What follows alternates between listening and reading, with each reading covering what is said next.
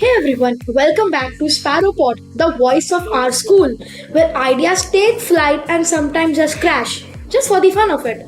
I'm Aariz, and today we're talking about something that's everywhere in our trash, in our clothes, in our closets, and even in our lunch boxes and dustbins too. Waste. The way we consume and throw stuff out. It might sound boring, but here's the catch. If we don't get this right, the future could look way uglier than our classrooms after recess. This all connects us to one of the UN Sustainable Goals SDG 12, responsible consumption and production, basically learning how to not waste our planet like we waste exam time. And I'm not doing this alone. I've got two fantastic guests with me today, Noorain and Saalif. Together, we'll see how small choices in our daily lives can make big differences. Okay guys, let's get warmed up. Rate yourself out of 10. How eco-friendly are you both? One being, I like using plastic like it's oxygen. And 10 being, I'm basically Mother Teresa of recycling. I'd give myself a 7. I try to save plastic, save energy, and stay eco-friendly, though I'm not perfect. I give me 6 cause I try my best in saving. Okay, what's one wasteful habit you just can't quit? Long showers. I go in to think for 5 minutes, come back after 20 minutes with a whole TED Talk plan. And basically, my problem is I forgot switching off lights and fans after doing a simple work, and it's my worst habit.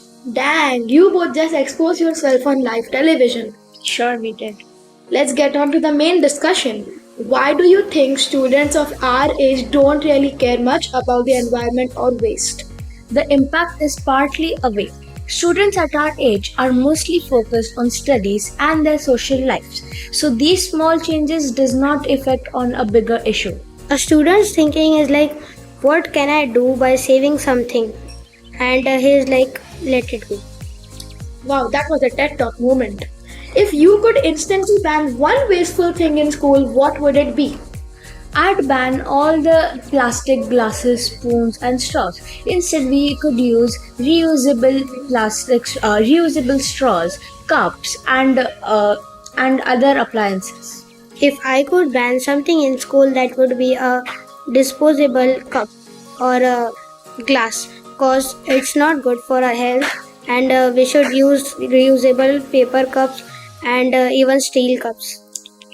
Thanks. Which, in your opinion, is the worst? Throwing away food or wearing cheap clothes that don't last at all? Throwing away food is worse. It wastes money, it wastes resources, and adds to the greenhouse gases. Throwing away food is like doing something harm to our environment, and the student should be warned that he should not do this thing anytime. Sure. Okay, now let's see how much critical thinking can you both do. Imagine 10 years from now, if we keep ignoring waste, what's the scariest thing that you think would happen? If we ignore waste for 10 years, we would be covered in waste and there would be plastic in our food and daily life. Our garden would be decorated with mini dumps and mini landfills of garbage. Okay, if you were the principal for a day, what savage eco rule would you both make compulsory? If I'd be a principal for a day, if any student would caught littering, would have to clean the whole school for the day and no study. If the student did not complete his lunch or left over his food, he would need to complete his lunch the day after it on a banana leaf, not even on a plate. Okay, so that's a wrap for today's episode of Sparrow Pod. Huge thanks to Noorain and Saalif for keeping it real and giving us both guilty confessions and TED Talk moments. At the end of the day, saving the planet does not mean planting million trees. Sometimes it's just finishing your lunch, reusing the bottle, or saying no to another useless plastic. Exactly, it's about small choices adding up. This is Sparrow Pod signing off. Stay curious, stay aware, and don't waste it.